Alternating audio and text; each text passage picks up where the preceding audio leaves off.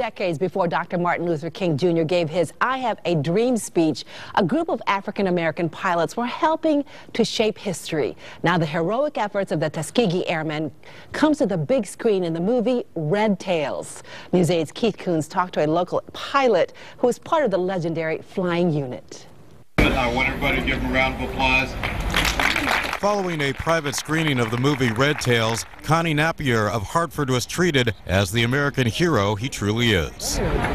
Napier is one of the surviving members of the legendary Tuskegee Airmen, a group of African-American military pilots who served the nation in the European theater during World War II. But before they got their opportunity, many at the highest level of the U.S. military questioned if the black pilots had the right stuff. It was always said, you know, you black kids do not have the academic mentality or the physical requirements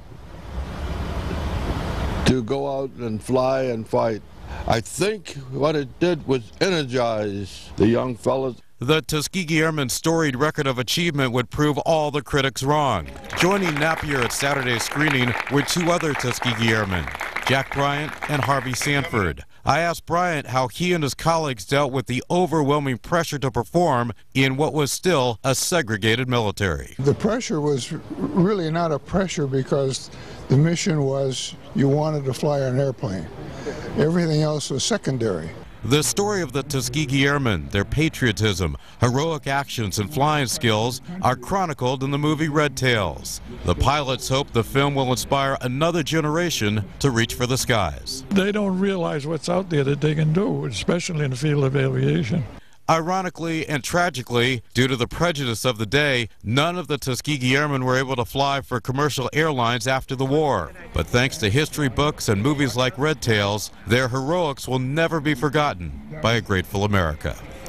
Keith Coons, News 8. And Keith joins us now. It's great to have you on the show. Great to be with you, Jocelyn. How many survivors are left? Well, there are dozens of survivors still left. Locally, there aren't quite as many. In the piece, we saw Connie Napier, who is from Hartford. He's also the father of our state treasurer, Denise Napier. Denise, yes. So he's very proud of the fact that he's got a great family here in Connecticut. And it was quite an experience getting to meet some of those gentlemen firsthand.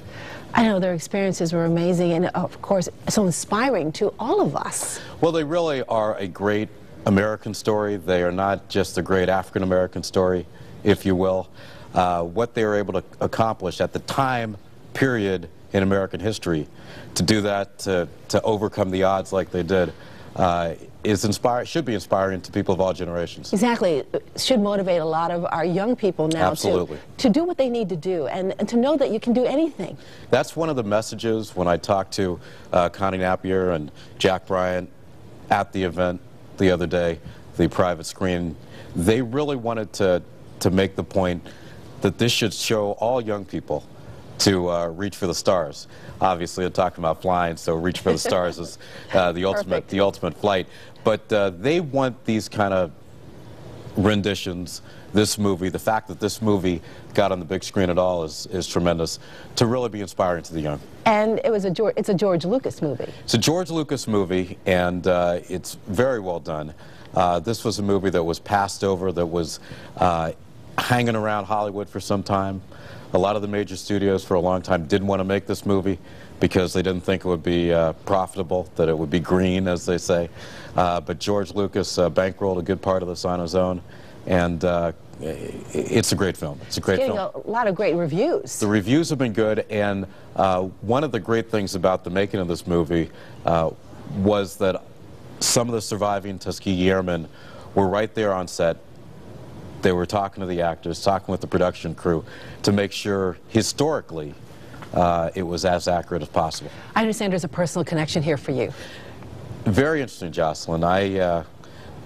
When I found out I was going to have this opportunity to go to this private screening of Red Tails, I called my mother up, and I just happened to mention to her that I was going to be attending this.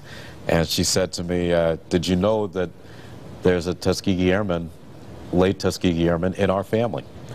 And she talked to me about Robert Armstead Pillow, who was from Nashville, He was a member of the Tuskegee Airmen, and as much of his story as my mother could relate to me. And now I'm kind of in the process of trying to learn more from other parts of the family. He went on after his service to be a dentist, got there on a GI Bill, and finally settled in Lubbock, Texas, which is where my mother met him. Oh, it's great to have you, Keith. What a great story. Jocelyn, always great to be with you. Okay.